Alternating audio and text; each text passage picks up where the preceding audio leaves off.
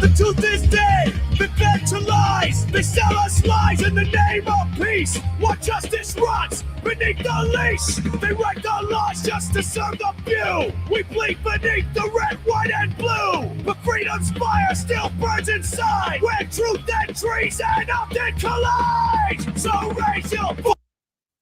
You came in like a thief, and you stole the crown. Your lies keep piling up, and we watch them weigh you down. The very agree that you stole, they run the whole fucking show. But we are not afraid, and we will not let go. The bigots rise, and you fan the flames. You build an empire of fear and pain. You're in an end with the billionaire scum, selling out this country while you play dumb.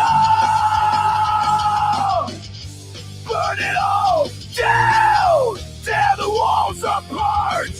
We will not bow. We will not lose heart. We will put an end to the hate. We will put an end to your lies. We will stand side by side, and we will rise.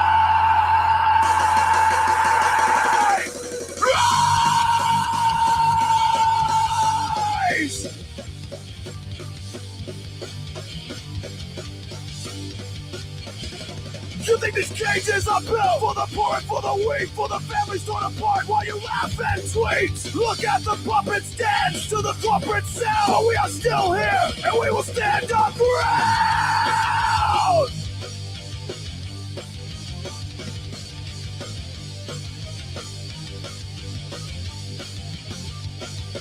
There is blood on your hands.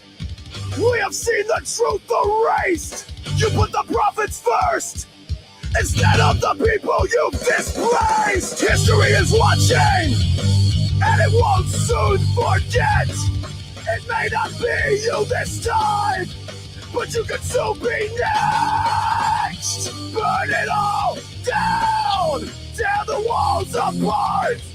We will not bow, we will not lose heart. We will put an end to the hate.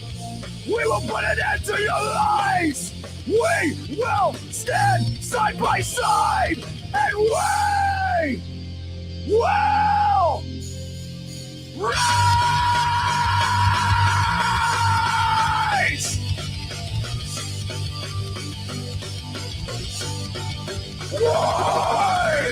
Burn it all down! Tear it all apart!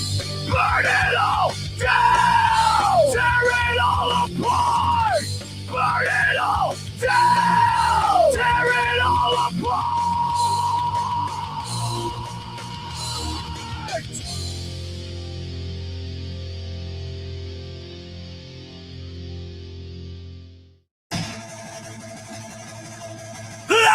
Lies on the screen from the deadline machine! Burn it all down! They killed the American dream! Go play an escalator! A tower built on decay! Smiling like a tyrant while the world fades away!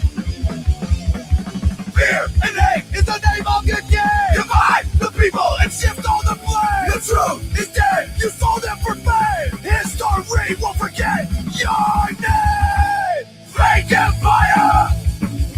Built on greed! Fascist clown! Watch it bleed! Break the chains! Fight the fire! Dethrone the king! Take it higher! Broken in cases! You got blood on your hands! Worship the dollar while you ignore our demands! We storm the gates! Our rage is fueled by your lies! We will sit back and watch as your empire crumbles and dies! Fear and hate is the name of your game! Divide the people and shift all the blame! The truth is dead, you sold them for fame! History won't forget! Nay, nay! Fake empire! Built on greed! Fascist clown! Watch it bleed! Break the chains! Fight the fire! Dethrone the king!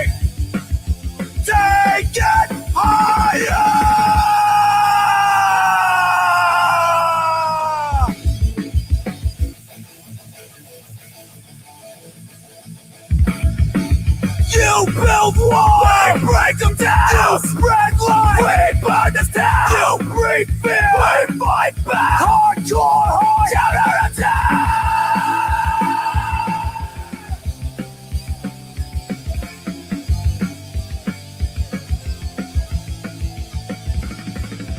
Fake empire going down. No more kings for the crown. Justice call. Hear the sound. Rise up now and stand your ground.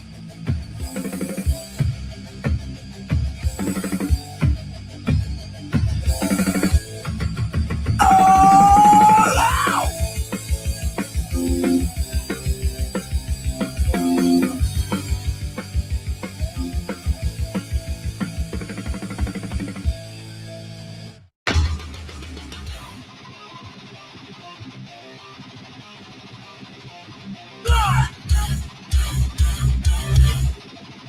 Promises right.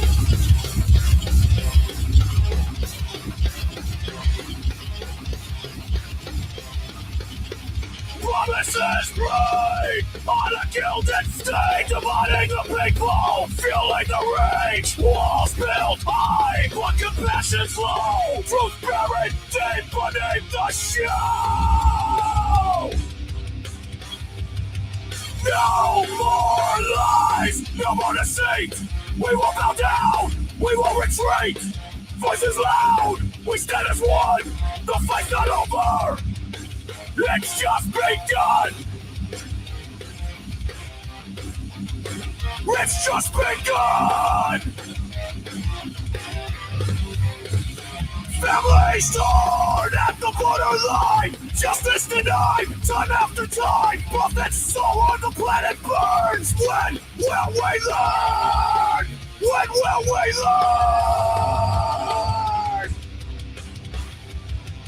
No more lies, no more deceit. We will bow down, we will retreat. Voices loud, we stand as one. The fight's not over. It's just begun! It's just begun! It's just begun!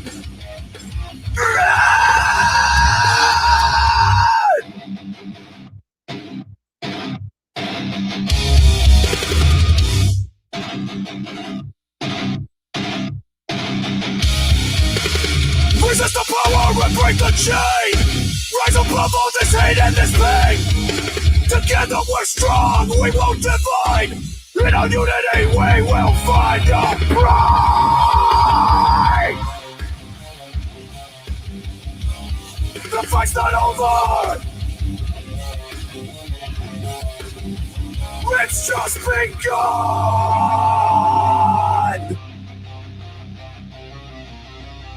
The fight's not over. It's just begun.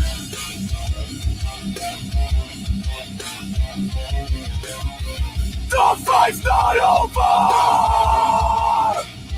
It's just begun!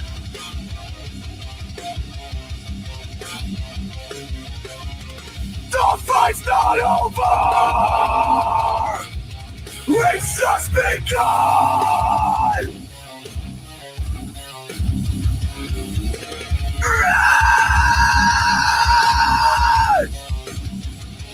The fight's not over!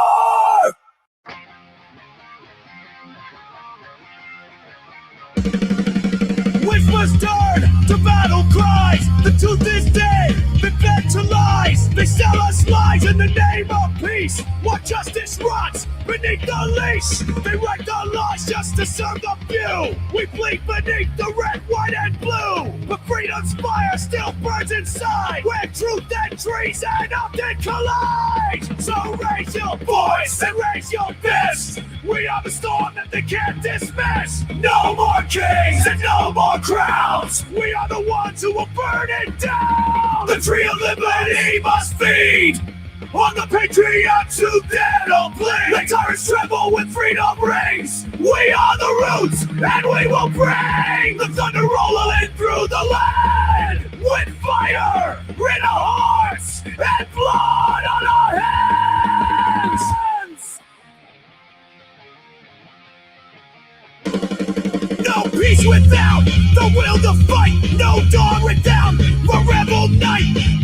it's a joke and the court's offline, and American justice lags a decade behind. So strike the drum and light the flame. Each beating soul will rise again. The people's wrath is a sacred flood. The soil drinks deep the martyr's blood. So raise your voice and raise your fist. We are the storm that they can't dismiss. No more kings and no more crowns. We are the ones who will burn it down. The tree of liberty must feed on the patriots who dare to bleed. The tyrants tremble when freedom rings. We are the roots and we will bring the thunder rolling through the land. With fire in our hearts and blood on our hands.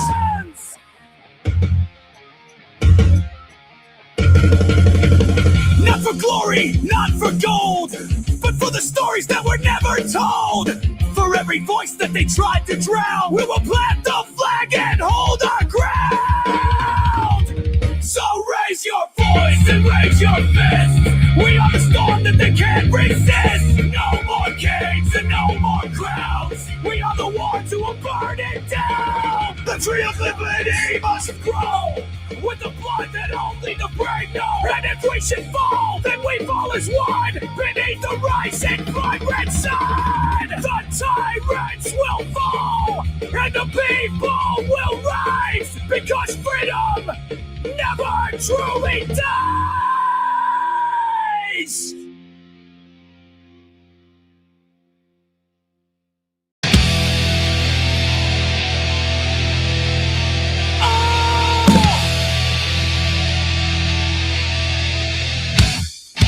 Towers in the sky, hoarding wealth while the workers die. Billionaires with blood-stained hands, trampling lives to expand their brand. They say they earned it, they say it's fair, but they only take while we despair. Their pockets are fat and their hearts are cold. Working ourselves to death makes them more bold. But now the time has come for the people to rise up.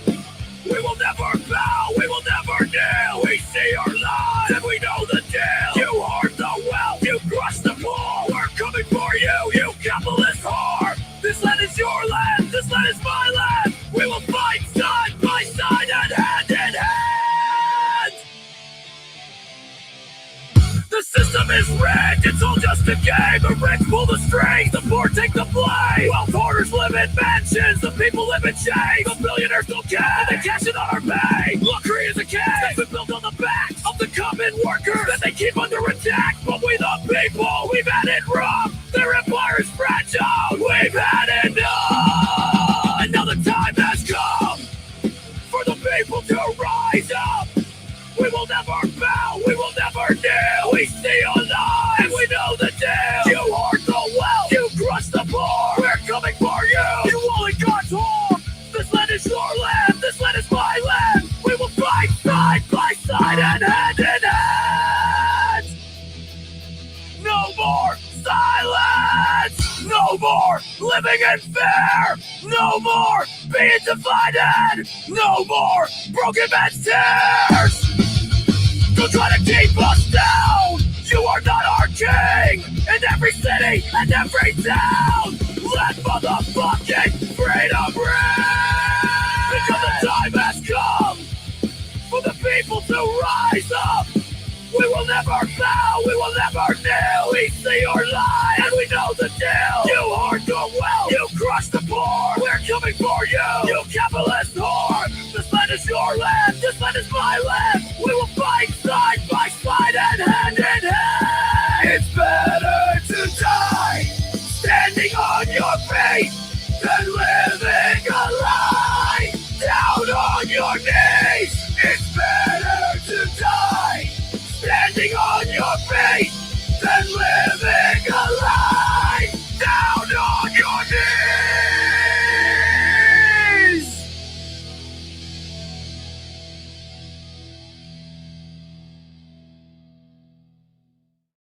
We signed up to fight for freedom, not to be the boots on the necks of Americans. You used us, you lied to us, and now we're coming to square the account. Get fucked and die mad about it! Admin Tip 360!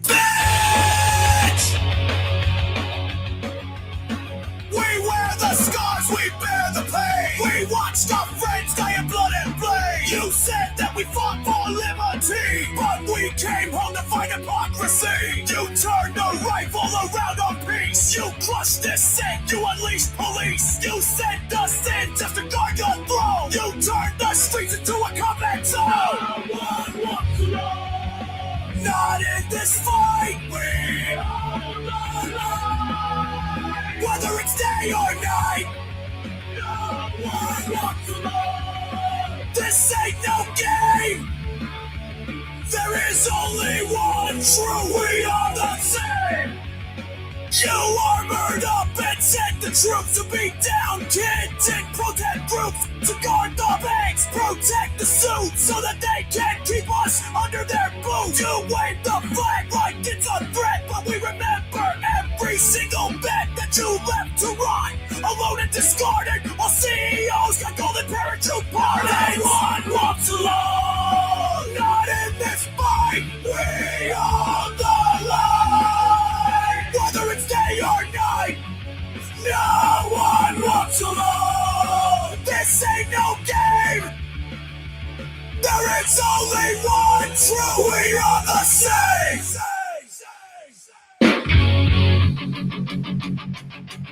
To every citizen still asleep, wake the fuck up! To my fellow veterans, remember your oath! Our freedom is dying right beneath our eyes! The people in charge tell us nothing but lies. The common people starve while billionaires see, and we're the ones tossed out in the street. Let's save the rich, let's make them pay their share. Paying their taxes is a burden they can bear. Make billionaires right again. Not in this fight, we are the light. Whether it's day or night, no one walks alone. This ain't no game. There is only one true. We are the same. No one walks alone. Not in this fight, we are the light. Whether it's day or night, no one walks alone. This ain't no game. There is only one true. We are the same. No one walks alone.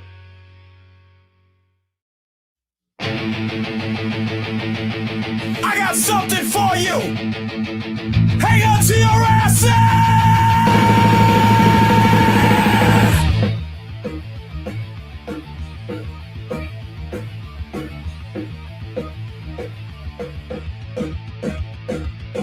Golden towers, velvet ropes, behind the mask, a vulture chokes, power suits and dirty hands, wag the dog in desert sands, victims screaming into voids while kings play gods with broken toys, airbrush lies on every screen. What the hell does justice mean? Lock room, VIP, predator in a crowd walking free, blood on the floor, hurt you been changed. How many more gonna scream in vain? You built your throne on broken laws. Now you're scared, you know what you saw.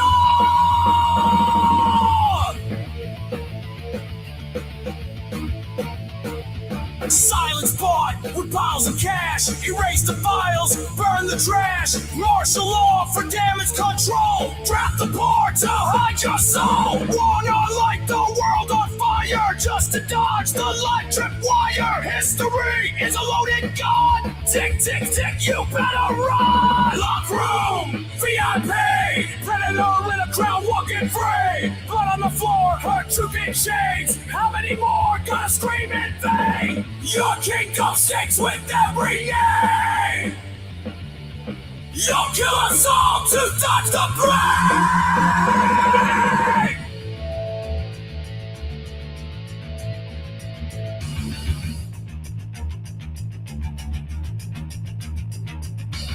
This ain't conspiracy, it's confession. Hidden in plain sight for suppression. You laugh while the system bleeds, but the streets remember what you need. Truth, there's a cry. Just fear the time when the lights come by and your ass is mine. Locked room, VIP, no more secrets, no more gates. Dragged across your marble floor, truth is kicking down your door.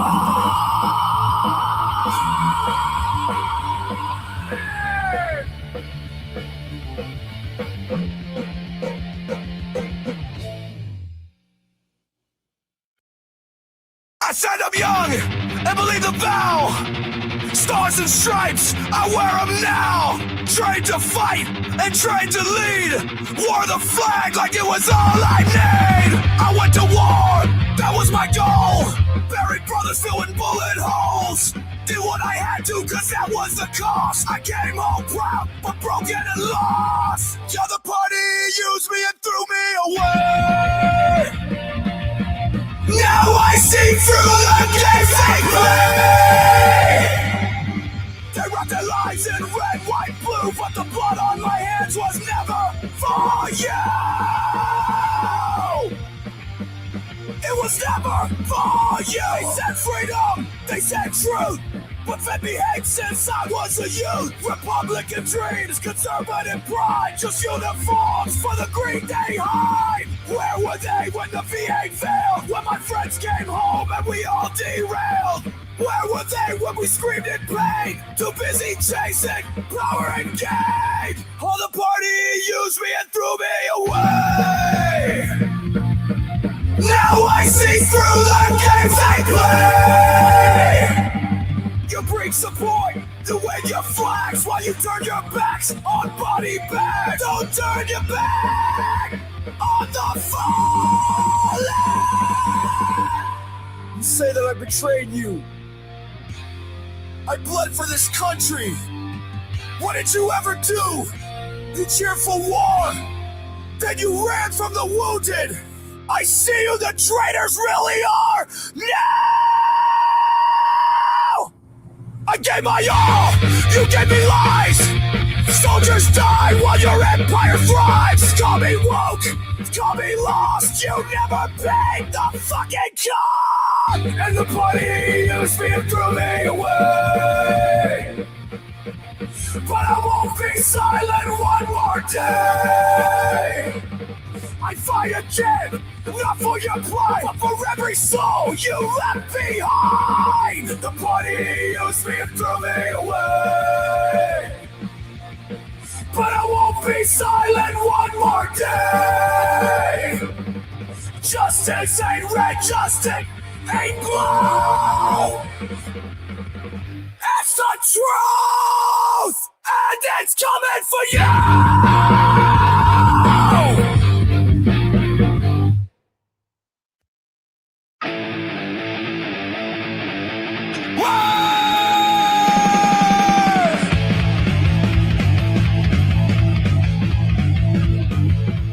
Marching down the street with your MAGA flags, being serpents' lies while you're waving that rag, screaming freedom while you chain the weak. It makes me sick every time you speak. Beneath your cross, beyond your screen, you sold your soul for a fascist dream. Keyboard warrior that don't know pain, a cultist clown whose leader's insane. You are a king, not a constitution. You crave control, not a revolution, but you lick the boots. You're a rich man's pawn. You say you're free, but your freedom's gone. You're not with us. You're a fucking disease. You live in fear. Spend life on your knees, try to own the limbs, but you just don't regret. You fake your fate, now you choke on the dead.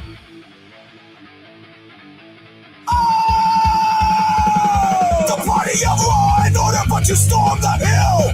You back the blue except when you're out to kill. You wave a gun in your neighbor's face.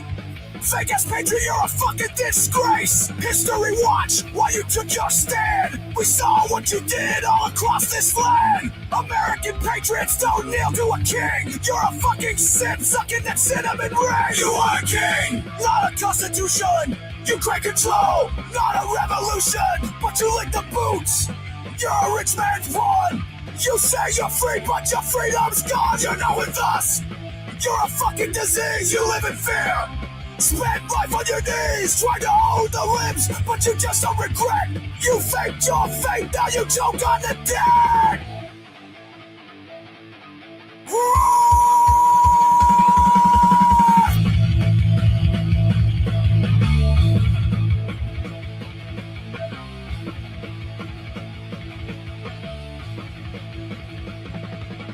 You traded your hood for a MAGA hat. The mark of the beast, you believe in that? You don't believe the words that you shout. You chant just to drown out the doubt. You were born to lose and you still started this game. The fire is coming and we are the flame. We're gonna tear it down, bury it 6 foot deep, and we'll never forget that you're a sheep. You are a king, not a constitution. You claim control, not a revolution. But you lick the boots, you're a rich man's pawn. You say you're free, but your freedom's gone. You're not with us. You're a fucking disease, you live in fear. Spend life on your knees, trying to own the limbs, but you just don't regret. You faked your fate, now you choke on the dead. Now it's time for the throw punch!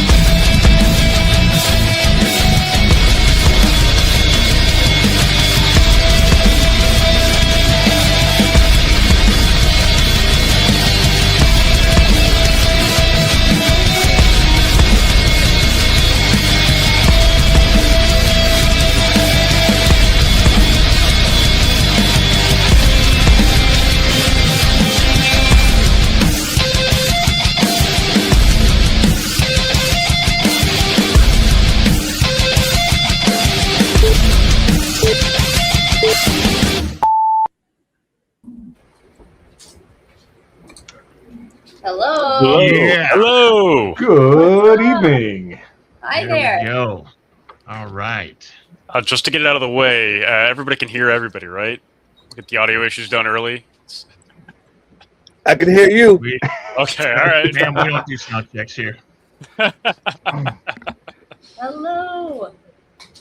How you doing? Hello. Yeah. I am. It is warm in Wisconsin. Turns out climate change is real. Yeah, What? yeah. Who knew? Yeah. Do you guys It's have like a air full-on conditioner, like catastrophe. HVAC units? Say it again. Can you guys hear me? You said Yeah. You said something about air conditioning and HVAC units. Yeah, I was curious if I don't know. Minnesota's climate is pretty temperate on the lower side, so I was curious if, like Europe, they have HVAC there, you know, due to the weather or not. Yeah. That was for you, I think. It wasn't for me. You wouldn't know Yeah. because he used the wrong state as Wisconsin, not Minnesota. I've been Oh, doing that okay. for like a That's month. what we were reacting to. And then she paused. And then, Oh, then the boy. screen froze Oh, right at the mistake. Oh. Tim. Time to eat a tater tot. What'd you do, Drill Sarge? Did I do Oh. that? There we go. She Okay, did all it. right. Okay. All right. Thank God they were just about to blame me for that. You know, I'm still gonna blame you. We'll skip the question about the about the AC. HVAC. Yeah, we'll just skip that. We'll pretend that never happened. I Yeah. can't hear you. I think that's ideal. Can't and hear now you. we've lost her audio. That is Now we lost your super audio. Great. Can you hear us? We are trained professionals. I can hear you. Can you hear me? Yes, Right hear now. now. Okay. Like I said, we've got to get these You got audio a tech issues out of the way issues? early. Yeah. We have a slight I audio. mean, would it sync. really be a Sons of Liberty live stream though if we If didn't things have worked? audio issues? No, clearly Yeah. we would not be. Yes. We're not professionals. We don't have like a professional studio with, you know, equipment and techs and stuff like Pretty that. professional. technically we do We're all have here both at of the those same things. time. We're all here at the same time. I'll take that. Okay, yeah, that's We'll, a start. we'll end it right there. So, Okay. All right, so we're officially live, and we have been for a minute or two. So our guest tonight is Francesca Hong. Am I pronouncing any part of your name incorrectly? Because Oh, Francesca Hong. I think that's what I heard. yeah, all right.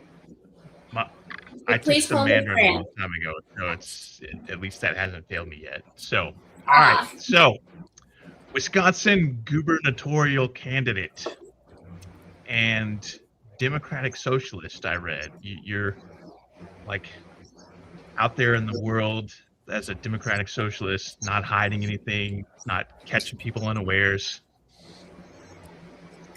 That's been in Yes, the out news and recently. proud.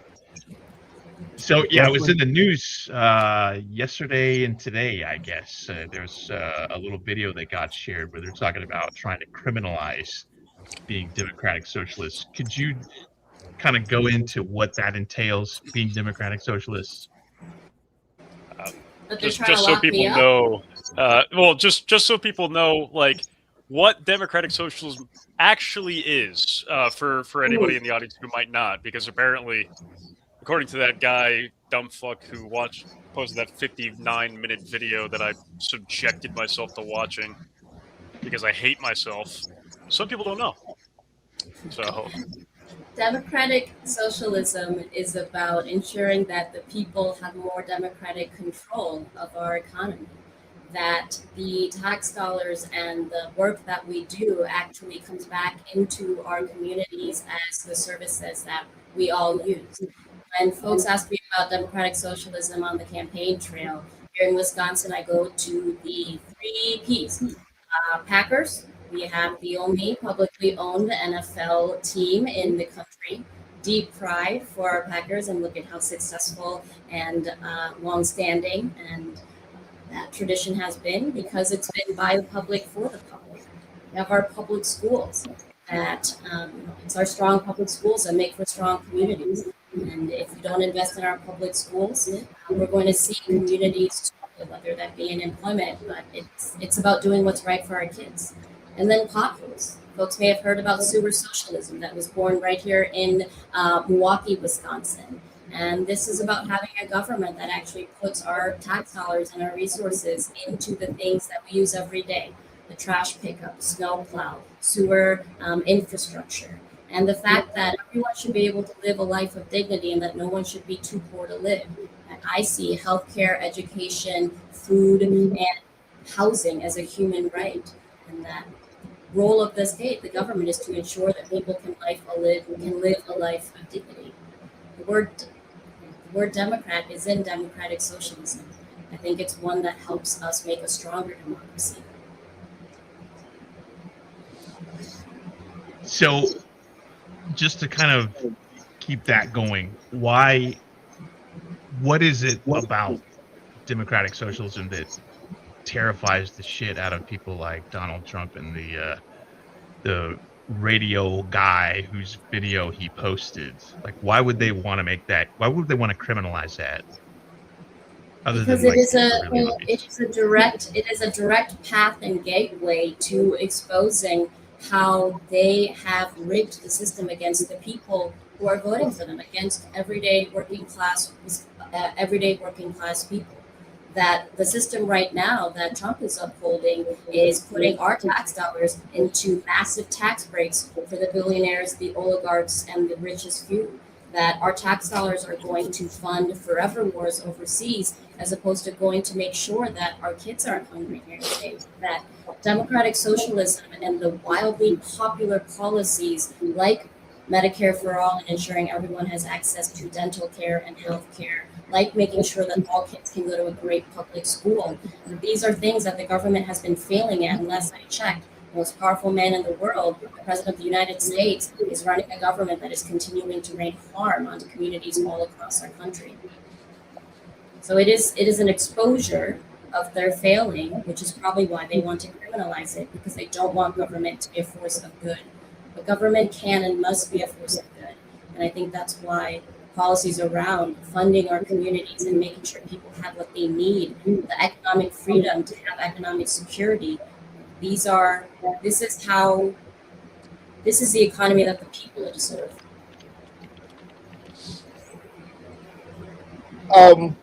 Real quick, nice to meet you, my friend. How are you? Hello, I'm doing all right. How are you? I'm excellent. My name is Doug, and I have a question. On your page, you have a thing that says, or a little section that says, "Teaching is a profession." And then immediately, what came to my mind is they're trying to actually deprofessionalize teaching for some purposes, and I don't know where that story came from. But then, in reading what it is that you were saying, that wasn't it at all. But does anybody here remember that story? Like just a few days ago, maybe last week, that they were trying to say teaching was not a profession, like or a profession worthy of what was it?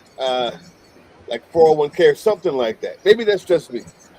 But There's been a new classification of professions that are not considered, or they're that are no longer considered under it is a deprofessionalizing of it. It's CNAs, I think occupational therapists were in there, nursing assistants, social workers, and they all happen to be professions that are predominantly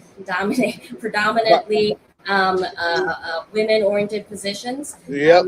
And it's that they would no longer have higher education. Paid off. Yes, thank you. So in other words, you just get attached to a husband, and the better you are at holding on to a husband, the better you are at paying for that education, there, honey. That's what the point is of this misogynistic Christian nationalism government. Anyway, on your page though, it approaches it a little bit different. Talk about that bill. Talk about the bill you wrote and why this means a lot to you. I'm a teacher, by the way, so that's why it struck me first. So because here in Wisconsin, when Scott Walker became governor, they enacted Act 10, and it stripped public sector workers of their abilities to unionize and collectively bargain. And what that has done is created massive disrespect and deprofessionalizing of the teaching profession. And so that bill package includes, collective bargaining rights and the right to a union, to be able to, for there to be increased wages for our educators, to make sure that our public school educators have access to the state benefits that are offered to elected officials like myself and the Republicans in the legislature. And so it's a bill package aimed at making sure that we are able to grow the teaching profession, make sure that we're encouraging young educators, folks to be able to go into becoming licensed teachers and have support from the state for it. So it's a broader bill package. Okay. And how far has it gotten anywhere since you proposed it? No, unfortunately, with the Republican majority in the legislature, very few Democratic authored bills even get a public hearing. So what'll happen is many bills, good bills that would improve people's lives, like raising wages. Our minimum wage here in Wisconsin is still $7.25 an hour. Bills that would ensure that much. Yeah. Healthy school meals for all. Good bills. They get introduced and then they don't get a public hearing because the Republican-controlled legislature means that they select which bills get a public hearing and then which bills get to the floor for a vote. So, with the Republican-controlled legislature, is that something that comes about in Wisconsin because of actual demographic spread, or is it more a result of gerrymandering, or Yes. how does? Yeah. Yeah, so back in 2011, Wisconsin passed. The Republicans created one of the worst gerrymanders, and we've been a gerrymandered state until 2023, when Governor Evers, after we elected a state Supreme Court justice and had the liberal majority in the state Supreme Court, the liberal ruling struck down the state maps, and then we passed fair maps into law. So in previous elections, you would see that the legislature is almost 2/3 Republican to 1/3 Democrats. But if you look at our statewide elections, we have a Democratic senator in Tammy Baldwin, and a Republican senator in Ron Johnson. And because our congressional maps are gerrymandered as well, we only have two Democratic Democratic congressmen, and the rest are Republicans. But if you look at the vote margin in a general election, this is a state that has voted. It's a purple state, so we voted for Donald Trump last in 2024, and then the previous the state went to Joe Biden. So one of your policies tying into that is looking at designing a future fair maps. You mentioned that you support a independent redistricting commission. Excuse me. I decided I can't talk today.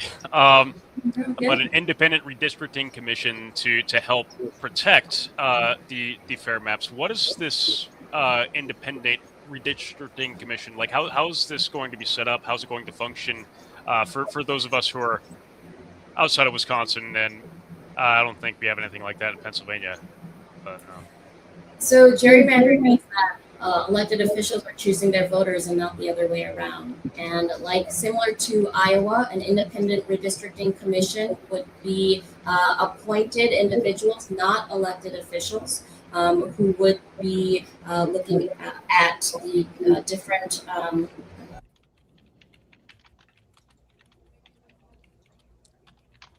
Oh, hold on a second. You cut out. Your voice cut out again, my friend.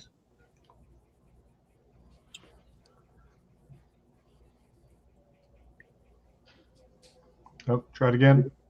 I think that's back on.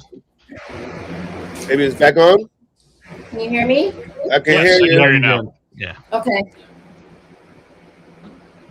So sorry. Last I heard was you were going right into the independent redistricting commission being an appointed position, not elected. Yes.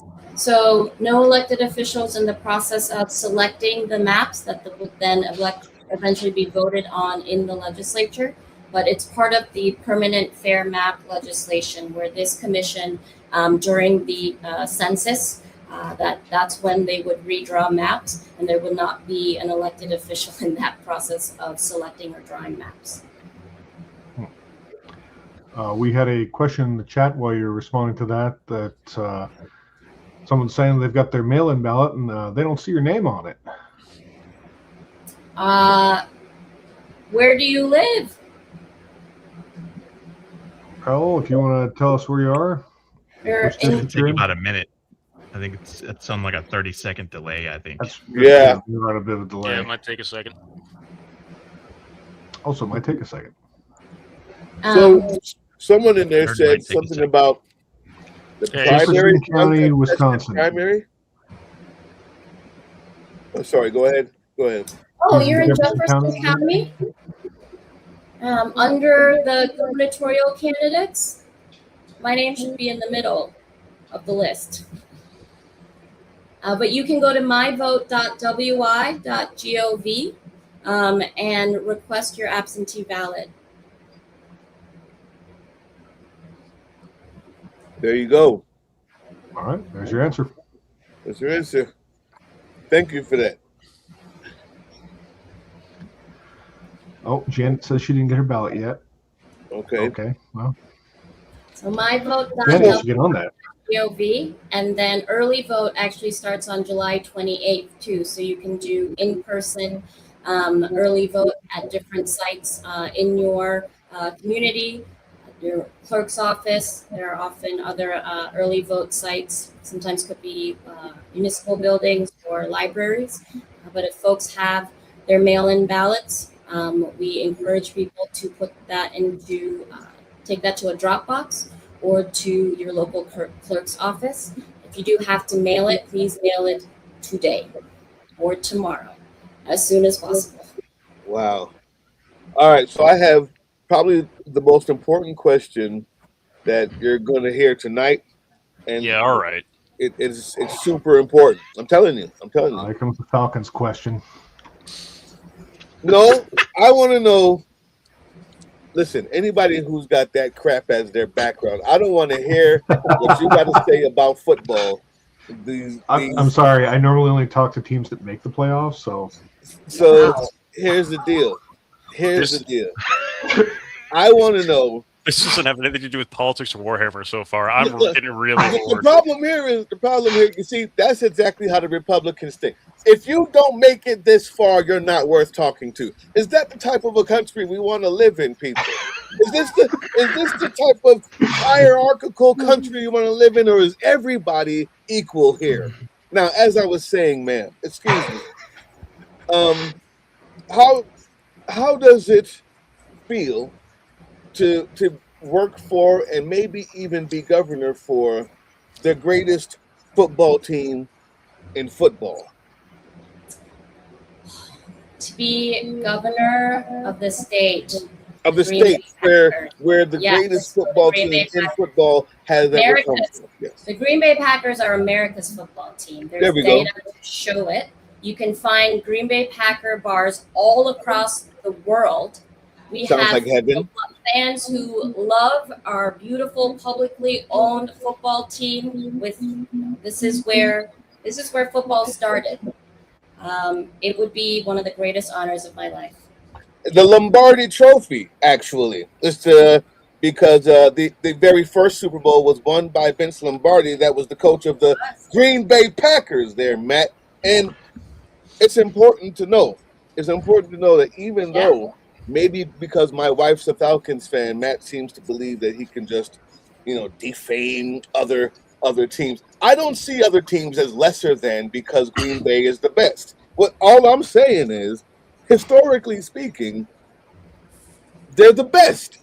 Yes. And historically speaking, Drill Sarge, what is the only team to ever beat Vince Lombardi in the playoffs? I don't even know what you're talking about. All of this is the only team to ever do it. I feel like there's an answer there. What if gorillas had toenails? Blah, blah, blah. I don't know what is all of this. Has nothing to do with. And this is how everything goes off track. Do they not have toenails? They have claws. Oh, okay. No, that makes sense. All right. Yeah. See, okay, I'm gonna ask a real question. Okay, go ahead. I apologize. like we're not asking real questions here. If this was the realest question, I told you.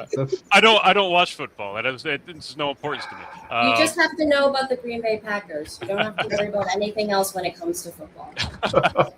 Actually, before you do that, I did want to get into something, and it is with the Green Bay Packers, and it is serious. The full ownership of a football team by the people. It's the only one in greedy, oligarchy filled cesspool of ownership, which is the NFL, if we're all honest. That's true. How does that become the single I don't even know, representative of what it looks like to have a actual public ownership of a company that's so big and so well known in a place like Wisconsin, which is like full right wing, or at least according to the gerrymandering, as we just found out, owned. How did that happen? Do you know any idea of how that happened? Or if not, how can you use that example? Do you use that example when trying to let other people know why I guess you did. I heard you say that too. But go ahead. You can talk about that. It's just really cool to me that they are the only publicly owned team of like $1 billion industry. I think While I can't speak to the specific history, it's that this is how things are long lasting, that hold pride, that are multi generational, where people in Wisconsin, we work hard, we take care of our neighbors, and the Green Bay Packers public ownership model has shown that it is it is the most successful economic model. The waiting list for season tickets for to be able to buy additional shares. I think that it shows that if we want to have an economy that actually works for working class people, and you see this like shared wealth build pride and prosperity, it's I think this is what I point to show that you have resiliency, you can have growth and immense pride when you actually have, a team that everyone has a stake in, everyone has a say in, and everyone can love and even sometimes hate a little bit together. So when you talk about, having success in a team that everybody has stake in, this is going to be my segue. So I've heard that you take a lot of inspiration in your campaign from Mayor Mamdani in New York, and I had a similar concern. I have this concern here of this knee jerk reaction that people have to hearing the word socialist. Um, what tactics are you doing to really reach people and get around that that propagandized knee jerk reaction against socialism, as well as really make people feel like this is this is going to be a team that people can be part of. You can make the government a team that people can be part of. Yeah. I think a lot of this is about control and freedom. People don't feel like they have control of their lives right now when you have rising gas prices, rising grocery prices, where utility bills are skyrocketing, and the common villain is emerging more and more. It's clearer and clearer that this rigged economy is because it's designed for big tech and billionaires who are growing wealth, and we're seeing massive income disparities. When I talk to people, this is about we're the only campaign that supports a moratorium on AI data centers. We're the only campaign talking about fully funded public schools and free healthcare. It is the radical right to think that there are people who are not deserving or don't need these things or not worthy of them to be able to live a life of dignity. So bringing it back to the economic issues, I may not always show up and say right away that I'm the socialist candidate, but when I talk about the policy first, and when there's so much friction with two parties right now, and the biggest fight I think we have for saving our democracy is actually to fight apathy and disillusionment, and people just not thinking that their voice or their vote matters right now, or that things can change. And talking about how I've seen in government now the policies that we need to pass in order for us to improve lives. There are things like, look, you're working multiple jobs. The guy who's not working should have to, and he's making more money by sitting on wealth but not paying his fair share of taxes. It's less about it's about fairness, it's human rights, it's democracy. But I think moving past a label right now is easier because people are interested in the solutions. And I move past the labels by talking about the solutions, like funding our schools and increasing the minimum wage and making sure that everyone has healthcare and affordable housing. And these are things that the state can do. We've just had the elected officials who see themselves as politicians and not public servants, who haven't been working as hard as Wisconsinites to get it done. So speaking of that, if you could talk a bit about how you make your outreach to generally Republican voters. You mentioned that Wisconsin, of course, is a closely contested state with both parties. So what is the focus of your pitch to convince people who, maybe they see the socialism label and they're scared of that, or maybe they see the letter next to your name and they think, oh no, I'm not going to vote for the other party kind of thing. How do you construct that outreach, and what is the case that you make to them? I'm a single mom and then daughter of immigrants. I'm a restaurant worker. And I'm someone right now who knows what it's like to struggle to pay for summer camp. But I'm a legislator, and I've seen how the legislature works, and that we need new representation, and someone who's not just going to fight for people but fight alongside them. When I go to rural areas and someone tells me that they're talking about our campaign, and they tell me it's because they let their Republican family members know that she's one of us. That's an argument that comes from someone who is part of a movement. And I think folks are ready for transformative change, because the plays and the players that we've been using have gotten us here. So it's time for new plays and maybe a new playbook. And the solutions that we're offering are to actually improve people's lives and make life easier. Well said. So, real quick, side note: the labels. When we say this label socialism, you say you don't jump in and say you're a socialist, and that's because, like, really you're not. I'm looking at this: free school meals, universal child care, support child care providers, fully fund public schools, roll back unfair voucher laws, special education, higher education, and teaching is a profession. This doesn't sound like some crazed socialist. This sounds like America right after the New Deal, before they found out that everything they were doing could actually help black people too. This is normal. Like, this stuff is just so what we were okay with 50 years ago. Well, hold on one second, Doug, because what you just said implies that these things are, like, beyond the pale of socialism. Because all socialism is. What I'm saying is, it's not. This is just this is stuff that America has done 50 years ago, when we were still in the Red Scare. Yeah, we implemented socialist policies for sure. So we implemented free childcare. Basically, what happened is Reagan fucked us.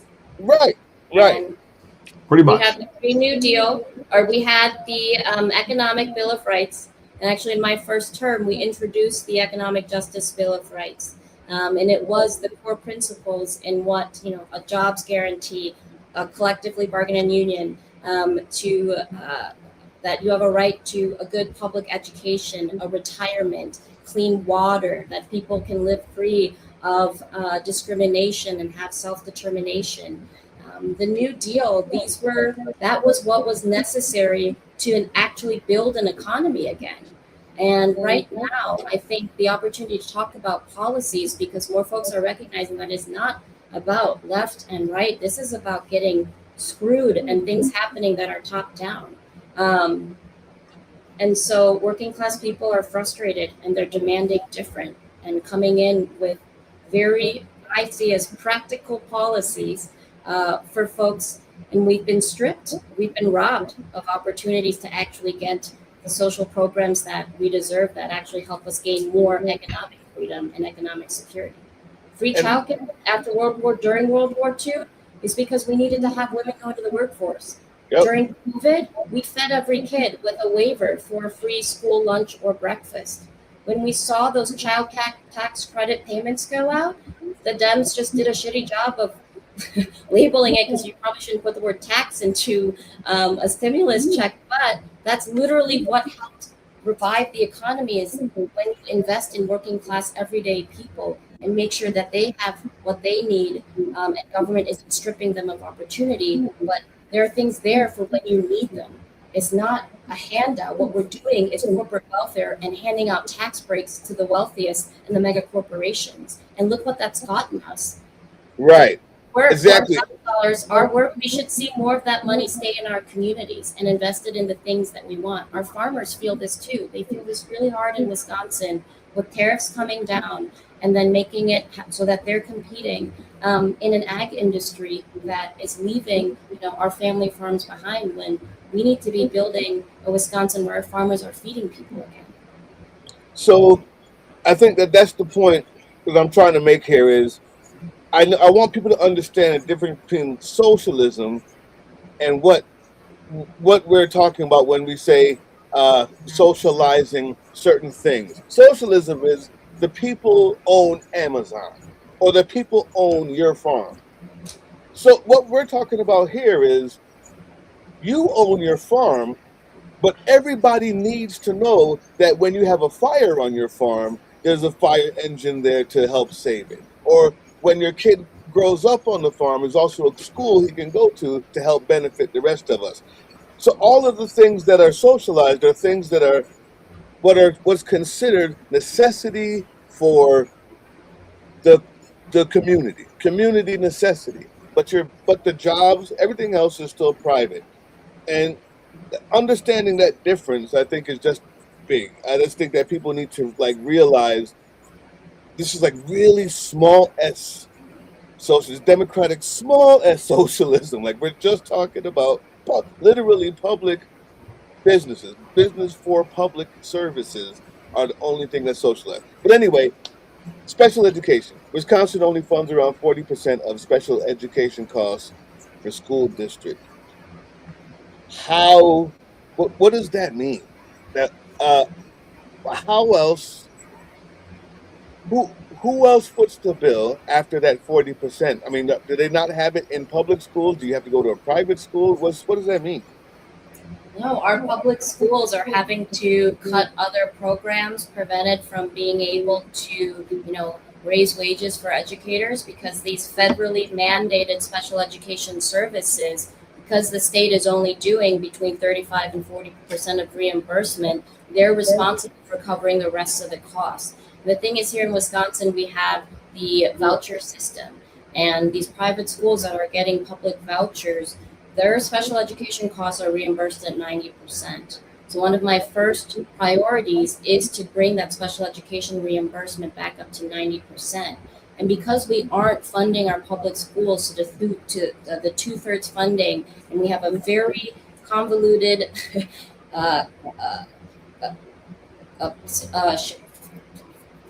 school funding formula where there's these like arbitrary levy revenue limits. So schools can't raise their money. They have to go to referenda, and taxpayers have to choose to raise their own property taxes to fund their schools because the state has abdicated its duty, this constitutional duty, to fund our public schools at least 2/3 funding. And so reason why public education is one of my top priorities is that you can't have a strong democracy without strong public education. It's one of our last remaining democratic institutions, which is why, and it's in our Wisconsin Constitution to ensure our kids, all of our kids, have access and opportunity to a great public education. Okay. We have a question from the viewers. Do you believe our public schools need to change how, what, and get rid of No Child Left Behind? We've been failing our public schools for the last 16 years and defunding them. And what that has meant is schools are at risk of closure. Many have closed and they go through cycles of referendum.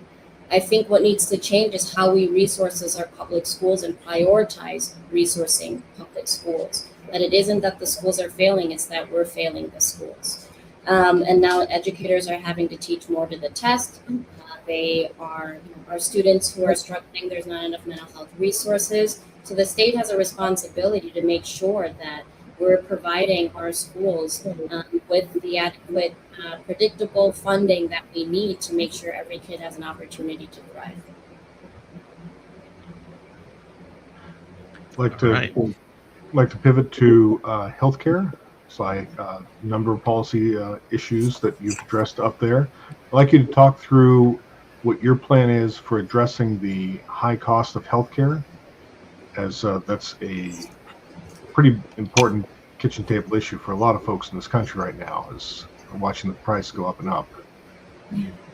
So our plan is to institute a public option where employers and employees can buy in to a state health insurance program where we also can't bring down healthcare costs unless we bring down healthcare prices and take on insurance companies, make sure that we're cracking down on insurance claim denials, that we are investing in rural healthcare initiatives, and that we prevent corporate corruption and consolidation of hospitals that are closing or consolidating, and that they're getting away with charging higher prices for procedures than what they may be getting reimbursed for things like Medicare. Wisconsin has exorbitant hospital prices, and the state can actually pass legislation like they did in Indiana, who were bringing healthcare prices down. And expanding our current Medicaid, or what's called Badger Care in our state, getting those federal dollars and increasing eligibility for health insurance plans in that public option. Thank you. Let's. I want to give a chance here because you know that this is coming. The supposedly getting scrutiny, and this is just what I've read in preparation for coming here about saying defunding the police or abolishing the police, which I unfortunately could not actually find the statement. So I'll let you tell me if that's true or not. Can you talk about what that means, what it was that you were saying there, and so we can kind of go ahead and confront that issue, as you know what's going to come up later, as it seems to already have, and every time I check it out. I'm serious about public safety. I said that tweet in 2020 when we saw police brutality and police violence in Minneapolis with the killing of George Floyd, where we are seeing police violence and armed shootings increase every year. The system that we have right now, where police are responding to crime, means that we are not addressing crime. You cannot be tough on crime without being tough on causes first. Investing in public safety is investing in mental health resources, decriminalizing. Right now, we criminalize poverty. We don't. Police and our educators even are having to respond to mental health crises, which means that we have to invest in that front end first. I'm willing to work with anyone across the state in making sure that our local governments have what they need to help people feel safe. Because everyone has a right to feel safe. We invested in our public schools and out-of-school programs, making sure that if we look at the safest communities in our state, many of them they're the neighborhoods where folks have a good job with good benefits, housing, where there are great parks and libraries and safe streets, because folks have more than basic needs met. Wisconsin has some of the highest rates of incarceration of Black and brown men in the country. And our prisons right now are not only overcrowded, but deeply inhumane. This is a system that lets the upstate class run free. So I'm not here to govern by slogan. I'm here to be serious about public safety and investing resources in communities and making sure that local governments have what they need to keep their communities safe. If I may, and this is on the whole governed by slogan. Agreed, for sure. On the other hand, this is something that, and not what you said in 2020, but this is something that absolutely just chafes my craw is the fact that the Republicans, they named their bill the Save America Act, that's going to destroy and crush Americans. They name something that is going to destroy every community under Beyonce's America and take away their health care, the big, beautiful bill. Why the hell can't Democrats figure it out to say, no, not defund police? Why don't we call it refund police? Why don't we call it protect police bill? Like, we could actually do that. We are the worst at messaging, and the worst people on earth are the best at messaging. Is it possible that maybe we could take a page from that playbook and learn how to message things in a way that isn't just for the small amount of people who we know agree? but maybe in a way that makes people say, yeah. I mean, do you agree with what I'm saying, first of all? And do you see what I'm saying and why I'm so frustrated with our way of messaging? Because I think Yeah. people would believe in everything that we said if we didn't message it in a way that sounded like, not you.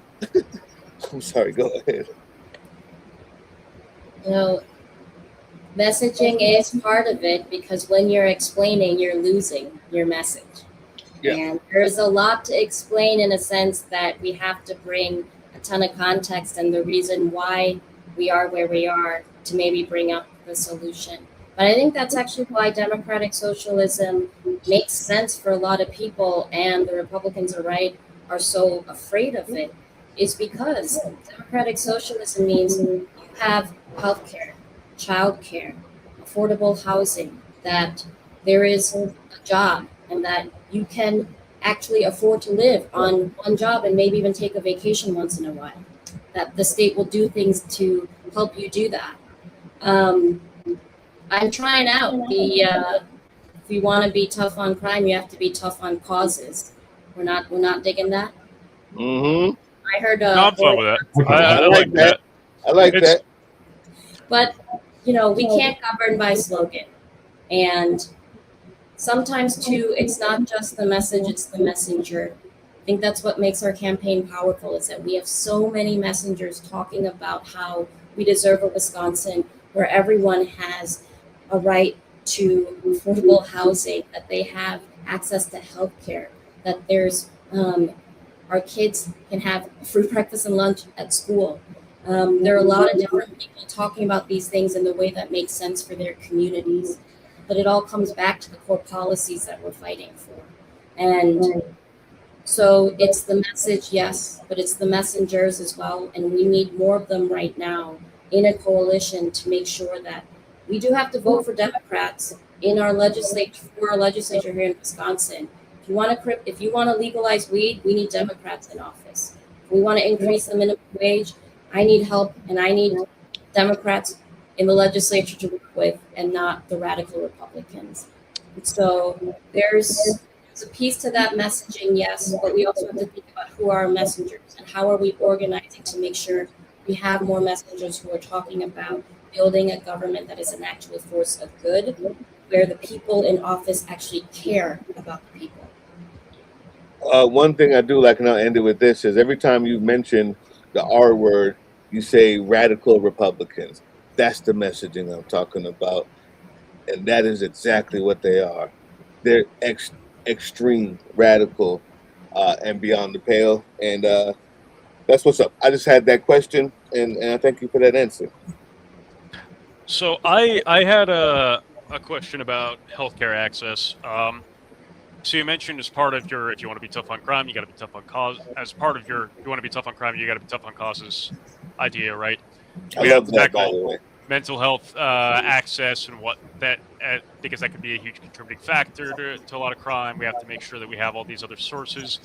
You also talk about on your policy page, this is very important to me, but access to gender affirming care for especially trans folk, as well as other reproductive health care that is broadly denied to women and queer folk, generally speaking.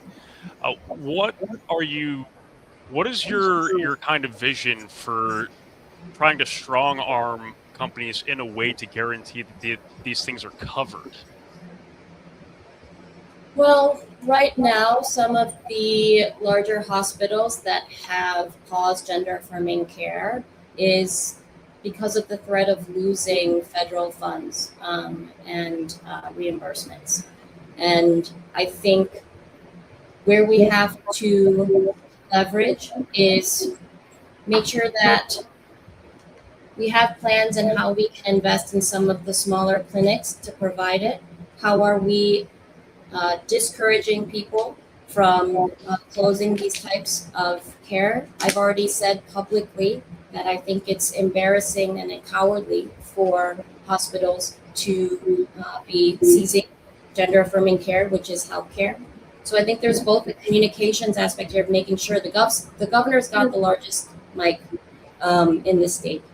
how are we effectively using that to put pressure on institutions to make sure that they're providing the care that they need, but also looking at the on-the-ground organizing piece of trying to find ways to fund or give people access to funds to get the care that they need.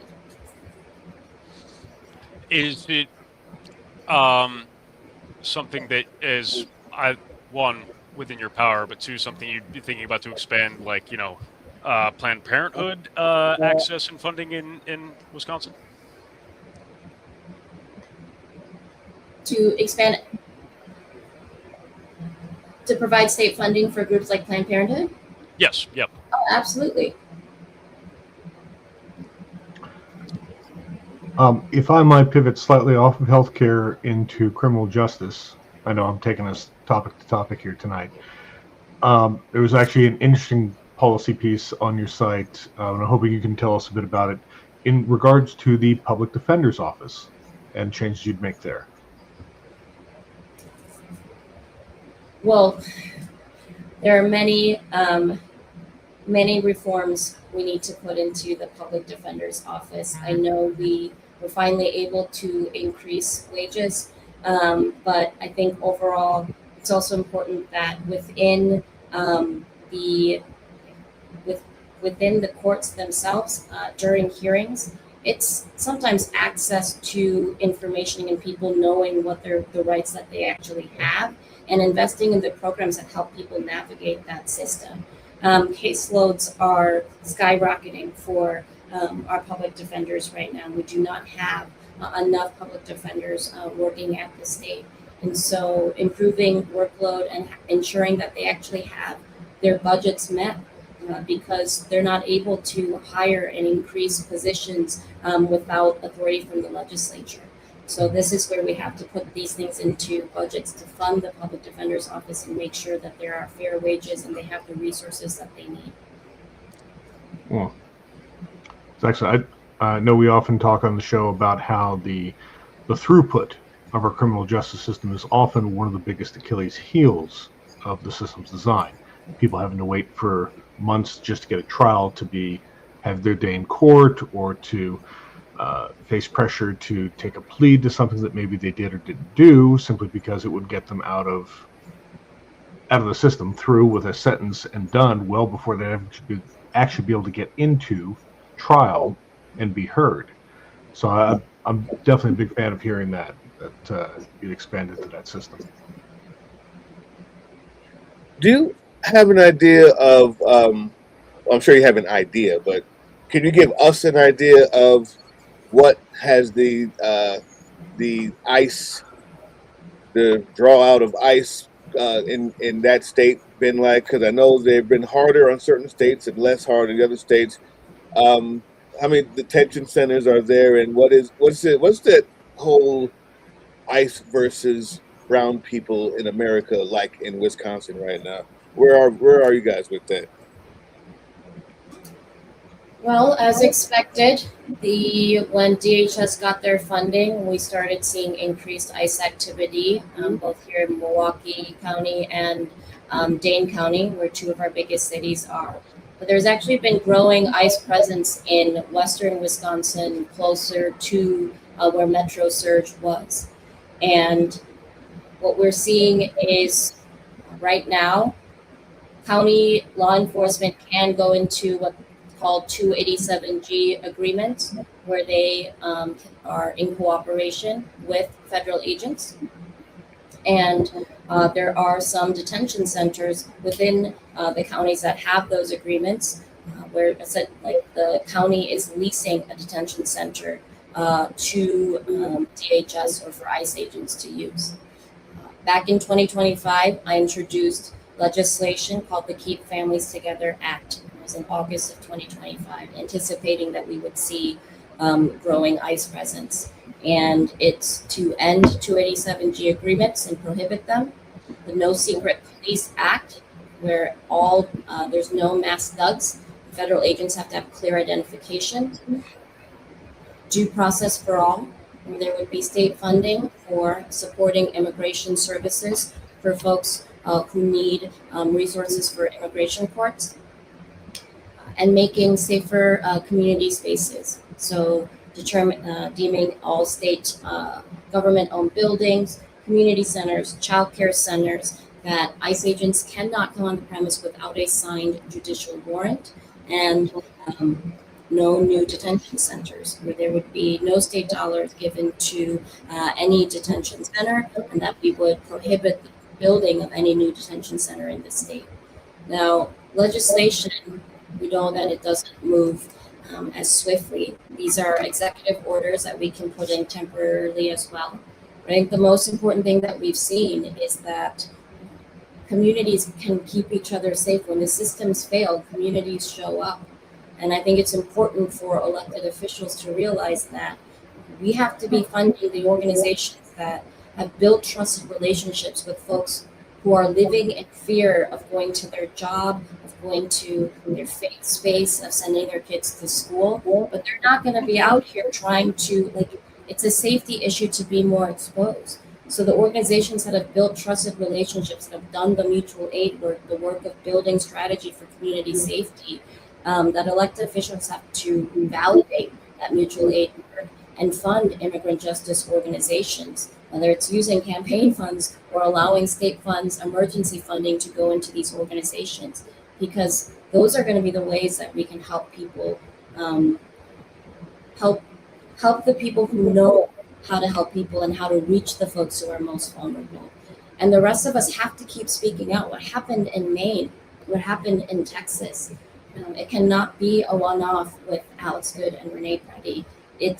We have to keep speaking up, because ICE is an enforcer of fascism, and we have to abolish ICE. And they are an agency that should have never existed. And if you have a paramilitary force killing innocent people in the streets because they think they are an immigrant, it's upon all of us to stay loud. Do what you can on your socials. Reach out to your local immigrant organization group. And if you're in the Wisconsin area or folks here have additional means, please, please, please donate to Voces de la Frontera here in Wisconsin. Thank you so much for that. Well, last question, just because I heard you say government needs to validate those mutual aid initiatives. What do you mean by that? I think we underestimate the power of these, and mutual aid is I think democratic socialism at its best, because ultimately democratic socialism comes from caring about your neighbors.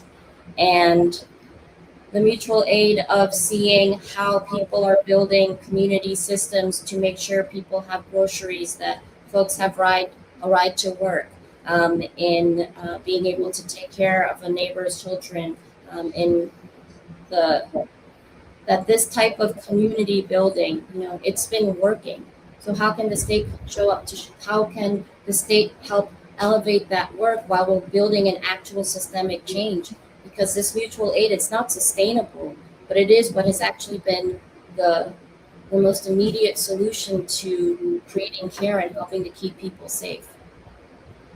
Awesome. Thank you so much. So I'd like to ask more about what the responses people have had via mutual aid to ICE has been like in Wisconsin. I have a friend who lives in Milwaukee, and she works with a Food Not Bombs chapter. But that's the only thing I know about what's going on with Wisconsin mutual aid groups right now. So if we can, just hit on what people are doing in your local community, just to help spread that word. Yeah, I'd encourage people to go to Indivisible Chippewa Valley. They have been, there's Cooley Ice Out, Driftless Mutual Aid. And I think there's a level of trust there too, where we have to make sure, the mutual aid, that care is an understanding that the resources are going to go to the people that they need, the people that need it, because they have the relationship with the folks who have been providing the services or providing the resources. And so Cooley Mutual Aid and Chippewa Valley Indivisible, and then here in Voces de la Frontera. Awesome, thank you.